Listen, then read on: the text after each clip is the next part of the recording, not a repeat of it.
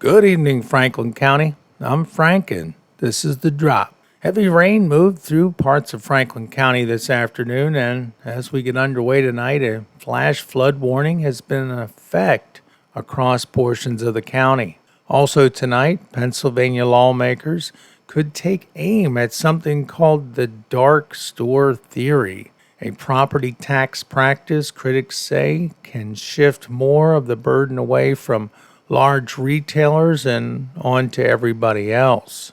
The Pennsylvania Farm Bureau is weighing in on the proposed Transource transmission line through Franklin County. And after a hazmat response in Chambersburg Friday evening, we now know what sent emergency crews to a home on South 4th Street. Plus, Chambersburg Council takes another look at e-bikes tonight. And if you're looking for something considerably more fun than all of that, Mercersburg has ice cream and karaoke tonight. Let's get into it. We begin with the weather. A round of heavy rain, wind, and lightning has moved through Franklin County this afternoon, including downtown Chambersburg. The National Weather Service and State College issued a severe thunderstorm warning for the area, followed by a flash flood warning affecting Chambersburg, Fayetteville, Scotland, Fort Loudon, and surrounding portions of central Franklin County until 6 o'clock tonight. The National Weather Service warned residents not to walk or drive through flooded roadways and advised anyone in a flood-prone area to move to higher ground. This is also the second significant round of heavy rain we've seen in just several days.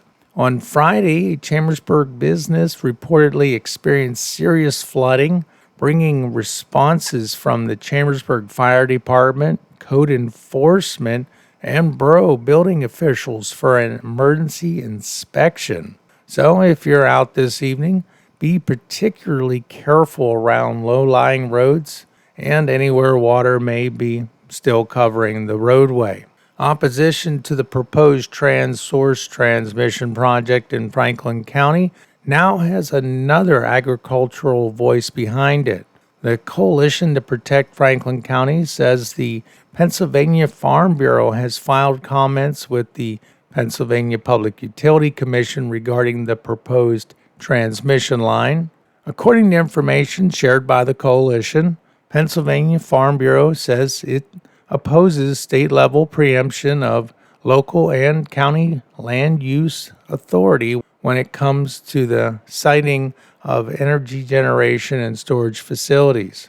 The organization also supports Pennsylvania maintaining the ability to deny construction of high-voltage transmission projects when the state believes those projects are not in Pennsylvania's best interest.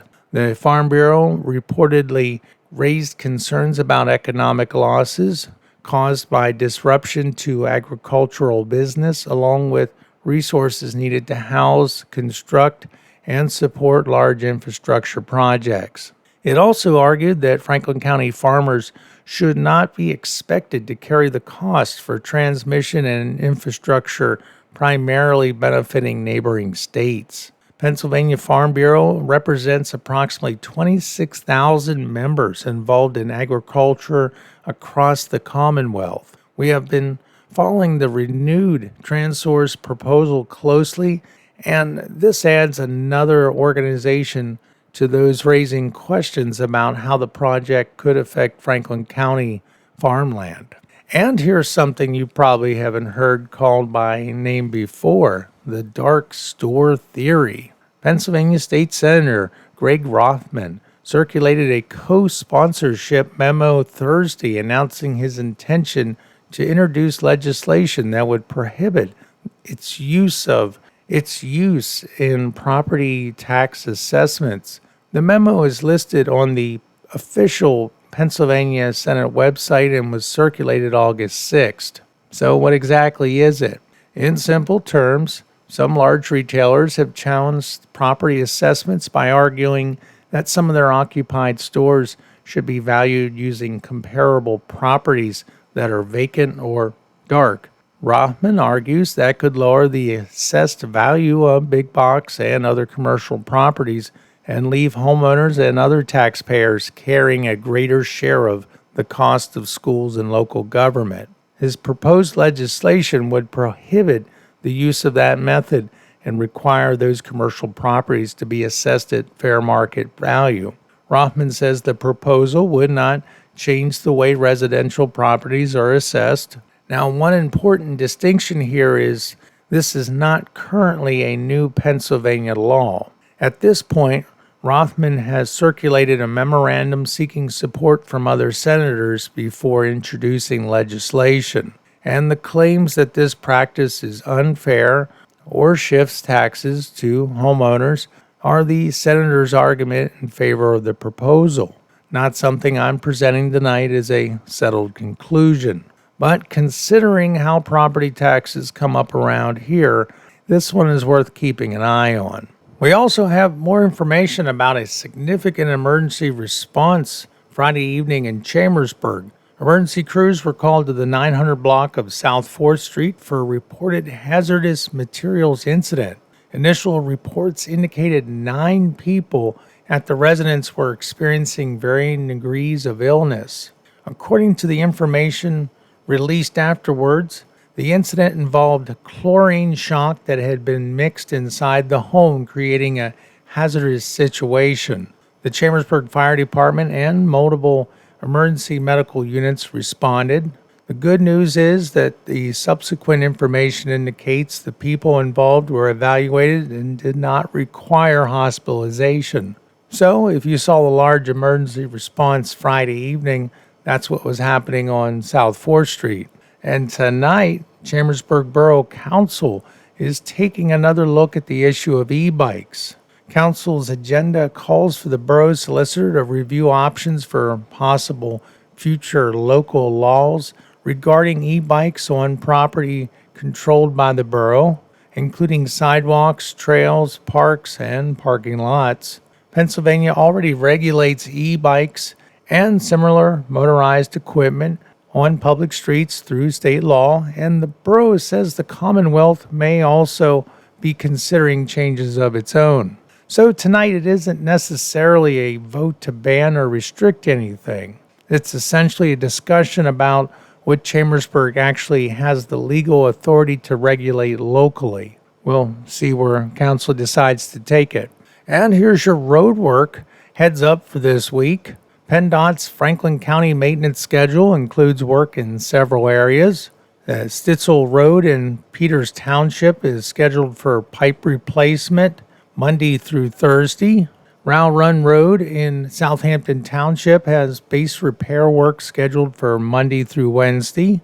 New Franklin Road in Guilford Township is scheduled for base repair Thursday and Friday. And Back Road in Fayette Township has pipe trench work scheduled Monday through Wednesday.